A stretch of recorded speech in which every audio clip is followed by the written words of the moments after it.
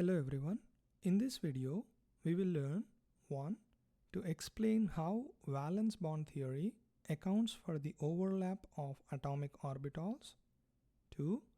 Explain the concept of hybridized orbitals. 3. Describe and explain hybridization that involves s, p, and d orbitals. 4. Relate the composition and orientation of hybridized orbitals with 3D molecular shapes from VSEPR theory. 5. Describe and explain the formation of sigma and pi bonds. 6. Explain why there is a restricted rotation around a pi bond. According to valence bond theory, when atoms approach each other for bonding, the atomic orbitals of one atom overlap with the atomic orbitals of the other atom. Each of the atomic orbitals that overlap should have one electron each with opposite spins. After the orbitals overlap, a pair of electrons occupy the overlapped region. For example, when two hydrogen atoms approach, the 1s atomic orbital of one hydrogen atom overlaps with 1s atomic orbital of different hydrogen atom with electrons in the opposite spin to form a bond. After the overlap, which is also called bond formation, a pair of electrons occupy the overlapped region. These pair of electrons holds the two nuclei together using the electrostatic force of attraction between the negatively charged electron pair with the positively charged nuclei. Let's look at another example. When a HF molecule is formed, one s atomic orbital of hydrogen atom overlaps with a 2p orbital of fluorine atom with electrons in opposite spins to form a bond. Similarly, when an F2 molecule is formed, 2p atomic orbital of one fluorine atom overlaps with 2p atomic orbital of another fluorine atom with electrons in the opposite spins to form a bond. The strength of the bond depends on the extent of the overlap. The greater the orbital overlap, the closer the nuclei are to the bonded electrons, and the stronger is the bond. We have learned earlier that the carbon atom in a methane molecule is bonded to 4 hydrogen atoms in a tetrahedral geometry. Let us see if we can explain these bonds and geometry with the orbital overlap concept. The electronic configuration of carbon is helium, 2s2 and 2p2. There are only 2 unpaired electrons in the carbon atom available for bonding, which should form a CH2 molecule instead of CH4. In addition, the 2 p orbitals that contain a single electron and which form bonds are perpendicular to each other. Therefore, the HCH bond angle should be 90 degrees instead of 109.5, both of which are wrong. That is, CH4 do exist and the bond angle is 109.5, not 90 degrees. To explain the geometry of methane and other polyatomic molecules, Linus Pauling introduced a concept called as hybridization. We will discuss more about this concept in the next slide. According to Linus Pauling, certain atomic orbitals inside an atom mix with each other to form a new set of orbitals. The process of orbital mixing is called as hybridization, and the new set of orbitals formed are called as hybrid orbitals. The following are some of the important features of hybridization. 1. the number of hybrid orbitals formed is exactly equal to the number of atomic orbitals mixed. 2. The hybrid orbitals formed are equivalent in shape and energy. 3. The hybrid orbitals are more effective in forming bonds than unhybridized orbitals. 4. The hybrid orbitals formed orient themselves in a three-dimensional space to maximize the distance between them and minimize the repulsion between the electrons inside them. There are different types of hybridization. We will discuss those types in the next few slides. One s orbital and one p orbital combines to form two hybrid orbitals. The hybrid orbitals are named after the atomic orbitals that are combining. In this case, since one s orbital and one p orbital are combining, the hybrid orbitals are called sp hybrid orbital, and there are two of them. Let us represent the hybridization using orbital shapes. S orbital is spherical in shape and p orbital is a dumbbell. The hybrid orbitals have a dumbbell shape with one lobe larger than the other. Note that the atomic orbitals combining are non-equivalent both in shape and energy. However, the hybrid orbitals formed are equivalent both in shape and energy. The two sp hybrid orbitals formed orient themselves in a three-dimensional space to maximize the distance between them and minimize the repulsion between the electrons present inside them. For a set of two hybrid orbitals, they orient in a linear arrangement with a bond angle of 180 degrees. An example of a molecule with sp hybridization is beryllium chloride or any other molecule which has linear geometry according to the VSEPR theory. The ground state electronic configuration of beryllium is helium 2s2. In this state, beryllium with no unpaired electrons cannot form any bonds. Beryllium atom excites one electron from its 2s orbital into a 2p orbital to be able to form two bonds according to the Lewis dot structure of beryllium chloride. One 2s orbital combines with one 2p orbital to form two sp hybrid orbitals, each of them containing one electron in them. The two sp orbitals formed orient in a linear geometry with 180 degrees bond angle between them, and each of these sp hybrid orbitals of beryllium overlaps with the 3p orbital of chlorine to form a bond, giving rise to the linear geometry of BeCl2. Next, sp2 hybridization. One s orbital and two p orbitals combine to produce three hybrid orbitals.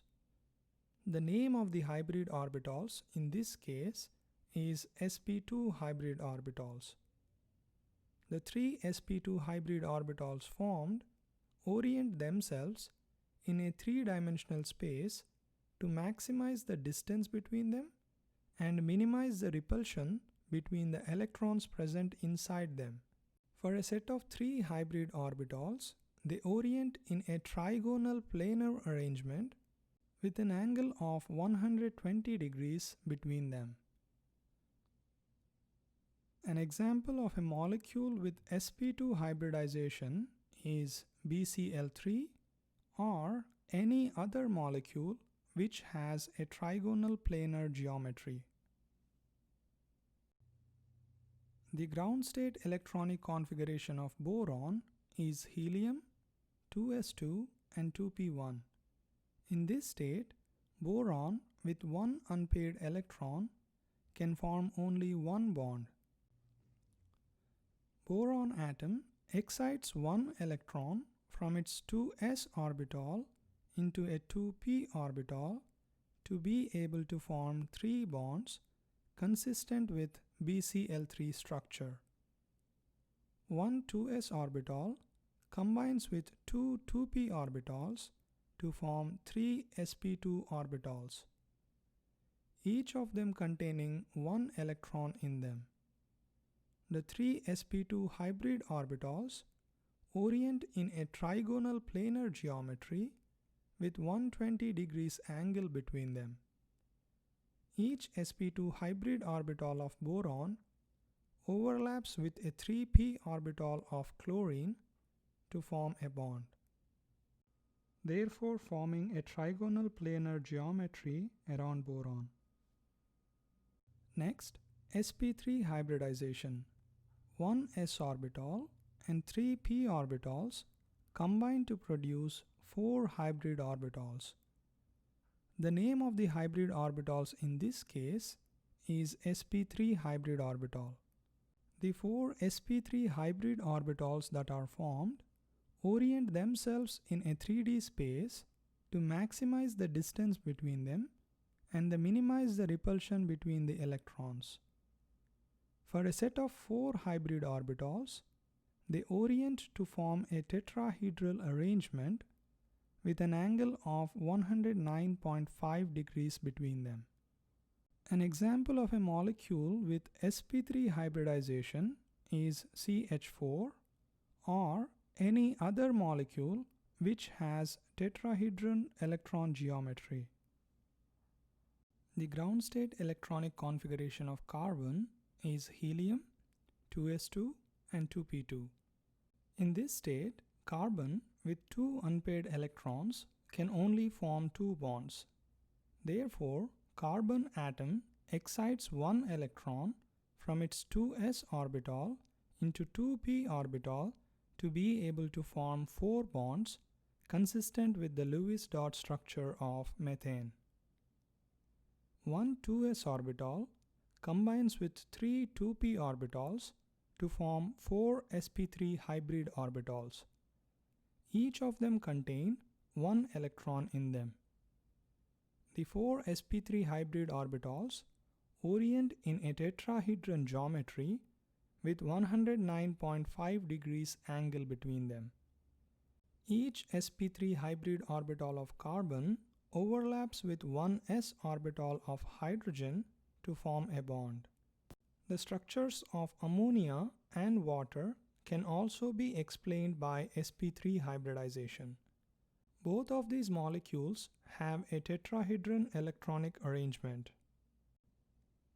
For ammonia, the ground state electronic configuration of nitrogen is helium, 2s2 and 2p3. In this state, nitrogen has three unpaired electrons to be able to form three bonds, which is consistent with the Lewis dot structure of ammonia.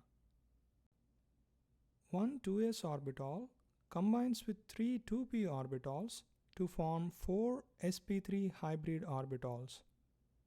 One of the sp3 hybrid orbitals contains a lone pair, and the remaining three sp3 hybrid orbitals contain one electron each. These three sp3 hybrid orbitals of nitrogen overlap with one s orbital of hydrogen to form three bonds, and the remaining one sp3 hybrid orbital contains a lone pair. Therefore, the electron geometry in the central atom of ammonia is tetrahedron. However, the molecular geometry is trigonal pyramidal. In water, the ground state electronic configuration of oxygen is helium, 2s2 and 2p4. In this stage, oxygen has two unpaired electrons to be able to form two bonds consistent with the Lewis dot structure of water. One 2s orbital and 3 2p orbitals combine to form 4 sp3 hybrid orbitals. 2 of the sp3 hybrid orbitals contain a lone pair and the remaining 2 contain one electron. These 2 sp3 hybrid orbitals of oxygen overlap with one s orbital of hydrogen to form 2 bonds, and the remaining sp3 hybrid orbitals contain a lone pair each. Therefore, the electron geometry of water is tetrahedron, while the molecular geometry is angular or bent. Next, sp3 dehybridization. 1s, 3p and 1d orbital combine to produce 5 hybrid orbitals. The name of the hybrid orbitals in this case is called sp3d hybrid orbitals. The 5 sp3d hybrid orbitals formed orient themselves in a three-dimensional space to maximize the distance between them and minimize the repulsion between the electrons. For a set of 5 hybrid orbitals, they orient to form a trigonal bipyramidal arrangement with angles of 90 and 120 degrees between them. All the molecules with trigonal bipyramidal electron arrangement, that is, molecular geometries include trigonal bipyramidal, seesaw, T-shaped and linear, can be explained by sp3d hybridization. There is one last hybridization in which 1 s orbital, 3 p orbitals and 2 d orbitals combine to form sp3d2 hybrid orbitals. We will be discussing that in a practice problem. Let us do a couple of example problems. Use the partial orbital diagrams to describe how the mixing of atomic orbitals of central atom leads to the hybrid orbitals in IF5 molecule. First, we need to draw the Lewis dot structure of IF5. I'm going to assume that you know how to draw the Lewis dot structure. Otherwise, please watch my video on Lewis dot structures and then come back to answer this question. Here is the Lewis dot structure. Next, we need to assign a geometry for the molecule. There are 6 electron groups around the central atom iodine, 1 non-bonding electron pair, and 5 bonding electron pairs. Therefore, according to VSEPR theory, the electron group arrangement is octahedral and molecular geometry is square pyramidal. The electron group geometry, that is, the total number of electron groups around the central atom, decides the type of hybridization the central atom undergoes. That is, the total number of electron groups around the central atom is equal to the number of hybrid orbitals inside the central atom. For IF5, there are 6 electron groups around the central atom iodine, which means there should be 6 hybrid orbitals in iodine.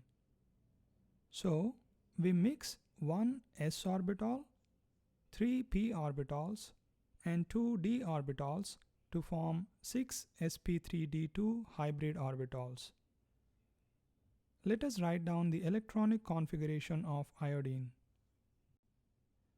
It is krypton 4d10, 5s2, 5p5. I'm also writing 5d0. Iodine has only one unpaired electron in its ground state. However, in IF5, iodine forms 5 bonds. For iodine to form 5 bonds, it needs 5 unpaired electrons. So, iodine excites 2 electrons from 5p orbitals into 5d orbitals. Now iodine has 5 unpaired electrons to be able to form 5 bonds. In this excited state, 1 s orbital, 3 p orbitals and 2 d orbitals combine to form 6 sp3d2 hybrid orbitals inside iodine. One of the hybrid orbitals has a lone pair, while the remaining 5 has an unpaired electron. This is the answer for the question. Let us now look at the orbital overlap in IF5. The 6 sp3d2 hybrid orbitals orient in an octahedral geometry. One of them has a lone pair and the remaining 5 has an unpaired electron and is now ready for overlap. To determine what orbital of fluorine atom overlaps with these hybrid orbitals of iodine, we need to write the electronic configuration of fluorine atom. Fluorine atom, atomic number 9, therefore its electronic configuration is helium 2s2 2p5. The unpaired electron is in 2p orbital. Therefore, the 2p orbital of each fluorine atom overlaps with the sp3d2 hybrid orbital of iodine atom to form 5 bonds. The remaining hybrid orbital in iodine contains a lone pair. The electron group arrangement is octahedral and the molecular geometry is square pyramidal. Example 2.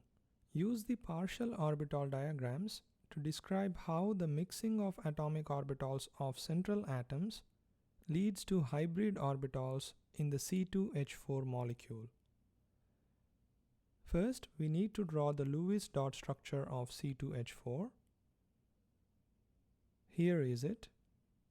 There are 2 central atoms, both of them carbons. Next, we need to assign a geometry for the molecule. There are 3 electron groups around each carbon atom. Remember that in the VSEPR theory, we count a multiple bond as one electron group. Therefore, according to VSEPR theory, the electron group arrangement is trigonal planar. We know that the electron group geometry, that is, the total number of electron groups around the central atom, decides the type of hybridization the central atom undergoes. That is, the number of electron groups is equal to the number of hybrid orbitals. For each carbon in C2H4, there are 3 electron groups around the central atom carbon, which means there should be 3 hybrid orbitals in each carbon. So, for each carbon, we should mix 1 s orbital and 2 p orbitals to form 3 sp2 hybrid orbitals. Let us write down the electronic configuration of carbon. It is helium 2s2 and 2p2. Carbon has only 2 unpaired electrons in its ground state. However, in C2H4, each carbon atom forms 4 bonds. For carbon to form 4 bonds, it needs 4 unpaired electrons. So, carbon atom excites 1 electron from 2s orbital into 2p orbital. Now, each carbon has 4 unpaired electrons in it to be able to form 4 bonds consistent with the Lewis dot structure. In this excited state, 1 s orbital, 2 p orbitals in each carbon combine to form 3 sp2 hybrid orbitals. Each of them has an unpaired electron. In addition, there is an unhybridized p orbital with an unpaired electron. This until here is the answer to the question. In the next slide, let us understand how we can account for the second bond between carbon atom and the other carbon atom by drawing orbital overlap diagrams. Let us now look at the orbital overlap. The 3 sp2 hybrid orbitals in each carbon orient in a trigonal planar geometry. and the unhybridized p orbital is perpendicular to the plane of the triangle. I want you to visualize this. Take a piece of paper and cut it into an equilateral triangle. Take a pen or pencil and pierce the paper exactly at the center of the equilateral triangle and push the pen halfway into the paper. The pen has to be perpendicular to the plane of the paper. Now imagine that the center of the equilateral triangle is the nucleus of the carbon atom. The large lobes of sp2 hybrid orbitals are pointing from the center of the triangle towards the three corners of equilateral triangle. And the two lobes of unhybridized p orbital are pointing from the center of the triangle towards both ends of the pencil. Now, each of the orbitals, both hybridized and unhybridized, has one unpaired electron and is ready to overlap. The sp2 hybrid orbital of one carbon overlaps with sp2 hybrid orbital of the second carbon to form a bond. Each carbon now has two more sp2 hybrid orbitals left for bonding. Each sp2 hybrid orbital of a carbon atom overlaps with a 1s orbital of a hydrogen atom that has an unpaired electron to form 4 bonds. In each of these 5 bonds, the electron pair is in the region centered on the internuclear axis. That is, an imaginary line connecting the nuclei of two bonding atoms. These types of bonds are called sigma bonds. All the bonds we have discussed so far in this chapter are sigma bonds. Now, how can we explain the double bond between the carbon atoms? The space on the internuclear axis between the two carbon atoms is already taken by the sigma bond. And we cannot place more electrons in the same place, which increases the electron-electron repulsion and destabilizes the molecule. Therefore, the second bond formed should share the electron pair in the region that is above and below the sigma bond. These types of bonds can be formed from the unhybridized p orbitals on each of the carbon atoms that are perpendicular to the plane triangle. The electron pair formed from this bond will be shared in the region which is above and below the internuclear axis connecting the two carbon atoms. These type of bonds are called pi bonds. Now we have accounted fully for all the bonds in the Lewis dot structure of C2H4. In the next slide, we will discuss some of the important features of sigma and pi bond. Sigma bonds are formed from orbitals whose lobes point toward each other. This kind of overlap is called as an end-to-end overlap. Pi bonds form from the orbitals that are parallel to each other. This kind of overlap is called sideways overlap. A pi bond is weaker than a sigma bond because the sideways overlap is less effective than end-to-end overlap. A double bond consists of one sigma bond and one pi bond. A triple bond consists of one sigma bond and two pi bonds. Now we will discuss a special feature of pi bond, which is the restricted rotation around it. The end-to-end overlap of orbitals allows free rotation around it without affecting the extent of overlap, therefore the strength of the bond. In other words, If we can hold one of the atoms of a molecule that has a sigma bond, the entire molecule can be rotated around that sigma bond without affecting the overlap and therefore the strength of the bond. Let us take an example. Oxygen forms two sigma bonds with two hydrogen atoms in a water molecule. If we can hold one of the hydrogens, the rest of the molecule can be rotated around the sigma bond without breaking the bond. This is called as free rotation. In case of pi bond, for a sideways overlap to be effective, the p orbitals must be parallel to each other. For example, let us take the C2H4 molecule that we discussed earlier. If we can hold a CH2 group of C2H4 molecule and twist the other group, the p orbitals will no longer be parallel to each other, which decreases the extent of overlap and breaks the bond. Therefore, we can say that rotation around a pi bond is restricted. Because of this reason, cis and trans isomers of a molecule exist.